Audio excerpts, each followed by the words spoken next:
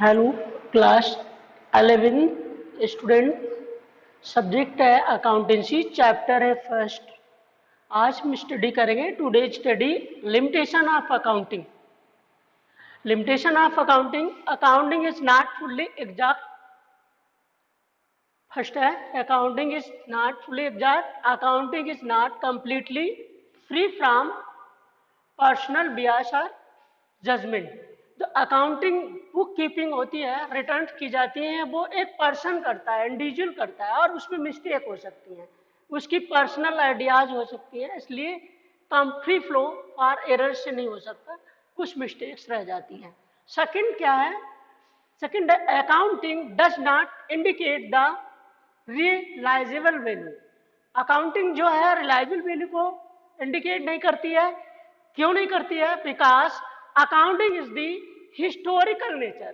कैसा इसके historical, past में जो ट्रांजेक्शन हुआ है, पास्ट डेट का जो ट्रांजेक्शन हुआ उसको कैरी फॉरवर्ड करता है, इसलिए historical nature it record the assets at the original cost less depreciation and does not reflect their current market value. जो बुक्स में हम असेट की वैल्यू लिखते हैं वो परचेजिंग के टाइम की लिखते हैं, बैक डेट की लिखते हैं, और उसी को कैरी फॉरवर्ड करते हैं, देर उसी के अकॉर्डिंग टू डिप्रिसिएशन लगाते हैं। बट उस कमोडिटी या असेट्स की प्राइस जो है करंट टाइम में चेंज हो चुकी होती है, तो हम करंट टाइम में जो मार्केट प्राइस वैल्यू है उसको हम बुक कीपिंग में नहीं लिखते, रिटर्न नहीं करते, ओल्ड वैल्यू पे करते हैं, इसलिए हिस्टोरिकल नेचर है। क्लियर हो गया? मार्केट वैल्यू रियलाइजेबल वैल्यू नहीं है, उसकी जो पास्ट वैल्यू है। क्लियर हो गया? थर्ड है ignores effect of price level change. किसको इग्नोर करता है? कोई अटेंशन नहीं करता। Value of money is bound to change from time to time. Currency की वैल्यू है जो टाइम टू टाइम चेंज होती रहती है। आज रिजल्ट क्या होता है? Figures given in the financial statement, जो बुक है फाइनेंशियल स्टेटमेंट में जो वैल्यूज लिखी होती हैं, ignore the price level of change. जो चेंज हो चुकी है प्राइस उसको इग्नोर करती हैं, उनको मेंशन नहीं करती, बट हिस्टोरिकल वैल्यू थी उसी वैल्यू को मेंशन करती हैं, इसलिए इग्नोर कर रही होती हैं। नेक्स्ट है ignore the qualitative information. Qualitative information, it ignore qualitative aspect. Qualitative नहीं होता, like goods, labour relations, management, reputation. अब फर्म कोई मैनेजर बहुत बेस्ट है, उसकी रिलेशन को नहीं बता रहा है, अकाउंटिंग कुछ नहीं बताती, जो ट्रांजेक्शन हुए ओनली उनको शो करती है। लेबर्स के साथ अच्छा गुड बिहेव कर रहा है, अच्छा वर्क कर रहा है, उसके बारे में कुछ नहीं कहती, बट सिर्फ वो मॉनेटरी वैल्यू वाली जो असेट्स हैं उनके बारे में, कमोडिटी के बारे में बात करती है। नेक्स्ट है aspect by the window dressing. Window dressing, window dressing means manipulation हो सकता है। Window dressing means manipulation, data को मैनिपुलेट किया जा सकता है, एक्चुअल कुछ है और दूसरी फिगर दिखाई जा सकती है, अल्टरेशन फिगर दिखाई जा सकती है। Window dressing refer to the practice of manipulation of accounts to the present a more favourable position of the business than the actual position. Actual position से कभी ज्यादा दिखाया जा सकता है अपनी वैल्यू को, अपनी फर्म की या बिजनेस के, अपनी फर्म को मैक्सिमम दिखाया जा सकता है, कुछ बढ़ा के दिखाया जा सकता है, अपने जो फाइनेंशियल स्टेटमेंट है उसमें इंक्रीज करके हम दिखा देते हैं।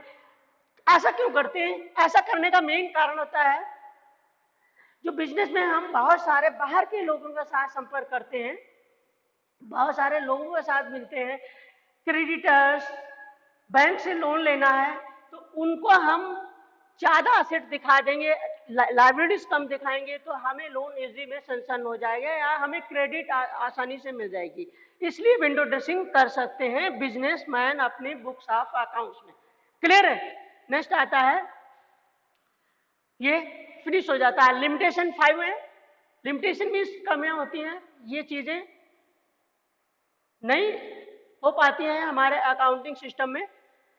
नेक्स्ट आता है इतना क्लियर है। नेक्स्ट आता है यूजर्स ऑफ अकाउंटिंग इंफॉर्मेशन। जो हमारी ये इंफॉर्मेशन है, पिछले में पढ़ा था, पिछले चैप्टर में, पिछली भी क्लास में पढ़ा था, जो इससे पहले पीरियड हुआ है।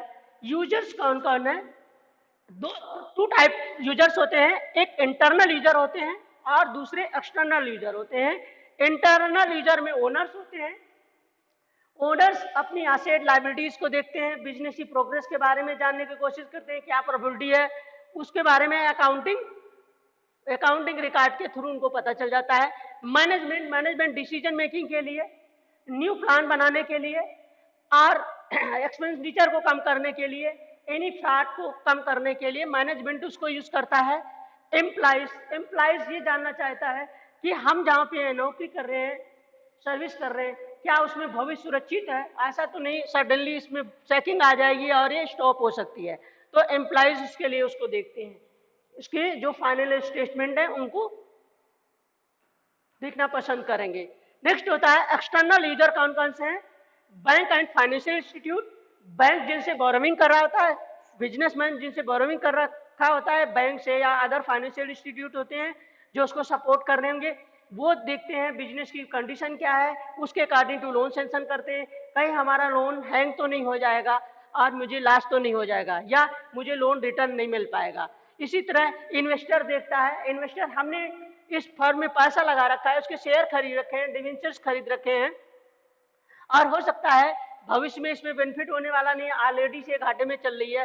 तो इन्वेस्टर देखता है, इन्वेस्टर के लिए या पोटेंशियल इन्वेस्टर या भविष्य में कोई इसमें इन्वेस्टमेंट करना चाहता है तो उसकी financial position by accounting system के थ्रू देखता है, फाइनेंशियल स्टेटमेंट दे करके ये आइडियाज करता है कि यहाँ पे हम इन्वेस्टमेंट करें या ना करें।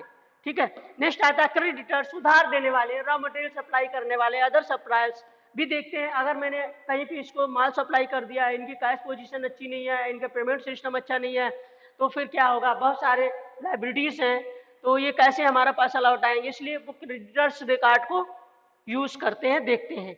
Government and their agencies, government की जो एजेंसीज हैं, एजेंसीज देखती हैं उनका जो रूल रेगुलेशंस बनाया गया अडॉप्ट हो रहा है नहीं, जैसे पोल्यूशन कंट्रोल बोर्ड, अदर बहुत सारी एजेंसीज होती हैं। क्लियर है। गवर्नमेंट टैक्सेशन एजेंसीज, गवर्नमेंट को टैक्स मिल रहा है, गवर्नमेंट रिलेटेड या प्रोहिबिटेड बिजनेस तो नहीं हो रहा है, ये सब चीजें रिकॉर्डेड उनके लिए होता है। ठीक, गवर्नमेंट यूज करती है।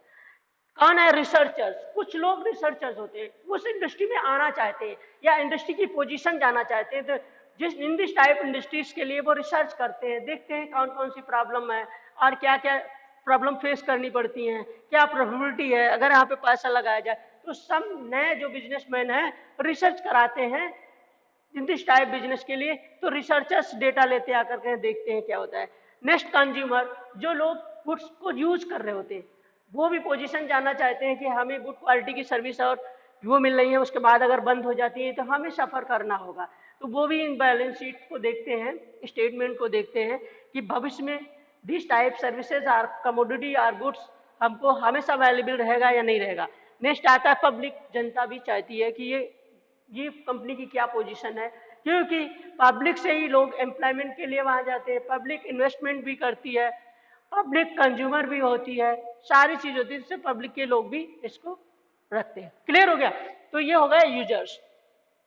जो यूजर्स हो गए आपके, यूजर्स ऑफ अकाउंटिंग इन्फॉर्मेशन को कौन कौन कलेक्ट करता है, किस किस के लिए यूजफुल होती हैं, जिससे हम अकाउंटिंग मेंटेन कर रहे हैं। नेक्स्ट चीज और अपनाते हैं, थर्ड चीज आपको बता रहे हैं, सिस्टम ऑफ अकाउंटिंग। अकाउंटिंग का सिस्टम क्या है, मेथड क्या है अकाउंटिंग करने का, बुक कीपिंग मेंटेन करने का सिस्टम क्या है, इसको हम पढ़ते हैं। इसमें there are two type of systems, दो टाइप के सिस्टम्स हैं। फर्स्ट एक डबल एंट्री सिस्टम है, सेकंड सिंगल एंट्री सिस्टम है। टू टाइप से अकाउंट को हम मेंटेन कर सकते हैं, एक डबल एंट्री सिस्टम से और सेकंड सिंगल एंट्री सिस्टम से। तो फर्स्ट देख लीजिए डबल एंट्री सिस्टम क्या है। Double entry system based on the principle of dual aspect. Double entry system dual aspect पे डिपेंड करता है, दो एस्पेक्ट होती हैं उसकी, कौन कौन सी होती है, which state the every transaction has to aspect. जो भी हम ट्रांजेक्शन करते हैं, एनी ट्रांजेक्शन करते हैं, उसको उस ट्रांजेक्शन के दो एस्पेक्ट, टू एस्पेक्ट रखता है, एक डेबिट और क्रेडिट, दो साइड में लिखते हैं। एक डेबिट साइड में और एक क्रेडिट साइड में, और दोनों इक्वल होने चाहिए। And credit of equal amount, बराबर बराबर अमाउंट दो जगह लिखा जाता है। जनरली हम जब मैथमेटिकल में एडिशन करते हैं या कुछ करते हैं तो एक टाइप वन टाइप में लिखते हैं और वन साइड देखते हैं। यहाँ पे टू साइड में लिखा जाता है, एक डेबिट साइड होती है, क्रेडिट साइड होती है, और दोनों साइड बराबर अमाउंट होना चाहिए। तो इसका डुअल एस्पेक्ट सिस्टम है और इसमें गलतियां कम होती हैं। इसके बारे में आगे बताएंगे, इसके फीचर्स के बारे में आपको बताएंगे, इसके बेनिफिट्स के बारे में बताएंगे नेक्स्ट क्लास में आपको। और सिंगल स्टेज सिस्टम में क्या होता है, the accounting maintained, the accounts maintained under this system are incomplete। ये कंप्लीट नहीं होता है, इसमें बहुत सारी चीजें देखी जाती है डबल एंट्री सिस्टम, इसमें सभी चीजों को हम रिटर्न नहीं करते। इनकम्प्लीट एंड अनसिस्टमेटिक, अनसिस्टमेटिक भी होता है, सिस्टमेटाइज। डबल एंट्री सिस्टम में सिस्टमेटाइज मेथड से रूल रेगुलेशंस के कार्य करते हैं, इसमें बहुत सारे रूल रेगुलेशंस नहीं है। It is also known as the account from incomplete record, पूरे इंक्लूड जिसमें परचेज, सेल्स और प्रॉफिट, स्टॉक, दो ही तीन चार चीजों को देखते हैं, उसके बाद की सारी चीजें नहीं लिखते। कैश बुक, परचेज बुक, बहुत सारे ट्रांजैक्शंस को हम नहीं लिख सकते, एक्सपेंडिचर के एक्सपेंस को नहीं लिखते, मेंटेन नहीं करते सिंगल एंट्री सिस्टम में, इसलिए इसको हम क्या कहते हैं, incomplete records. Accounting system incomplete record कहलाता है क्योंकि हम कंप्लीट बुक्स नहीं रखते अकाउंटिंग की। क्लियर है, आपको समझ में आ गया होगा। नेक्स्ट चैप्टर में आपको मैं डबल एंट्री सिस्टम के फीचर्स बताएंगे और उसके एडवांटेज आपको बताएंगे।